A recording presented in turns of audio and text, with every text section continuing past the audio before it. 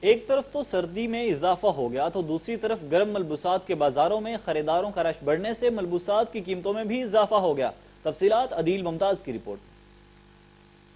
وفاقی دارالحکومت میں سرد موسم نے ڈیرے جما لیے ہیں۔ شہری سردی کے باعث گرم ملبوسات خریدنے کے لیے بازاروں کا رخ کر رہے ہیں، لیکن چیزوں کی قیمتیں آسمان سے باتیں کر رہی ہیں۔ سردی بڑھنے سے یہ ہے کہ خریداری جو ہے وہ کم ہو گئی ہے، لیکن یہ کہ گرم کپڑے انسان کی ضرورت ہے۔ شمالی علاقوں میں برف باری ہوئی ہے تو بچوں کے گرم کپڑے لینے آئے ہیں، لیکن یہاں آ کے قیمتیں ایک دم سے گرم کپڑوں کی اتنی انہوں نے بڑھا دی ہیں کہ ہماری پہنچ سے باہر ہو رہی ہیں۔ میں مما پاپا کے ساتھ آیا ہوں سویٹر لینے، بہت مہنگائی ہے اور سردی بھی بہت ہے۔ دکاندار حضرات اس صورتحال میں کہتے ہیں اب ذرا سردی بڑھی ہے، اب کچھ گاہک جو ہے نا آنا شروع ہوئے، پہلے جو تھا نا اتنا نہیں تھا کام، اب ماشاءاللہ تھوڑا بہت اچھا ہوا ہے۔ شہری گیس کی لوڈ شیڈنگ کے باعث بھی پریشان دکھائی دیتے ہیں۔ والدین کا کہنا ہے بچوں کی چھٹیاں دسمبر کے بجائے جنوری میں کی جائیں۔ باقی یہ ہے کہ گیس کا لوڈ شیڈنگ جو ہمیں بہت پرابلم کرتی ہے، دوسری یہ ہے کہ اسکول کے ہالیڈیز جو ہے وہ ختم ہو گئے اور ونٹر اب شروع ہوا ہے، تو بچوں کے لیے بہت زیادہ پرابلمز ہے کہ ارلی مارننگ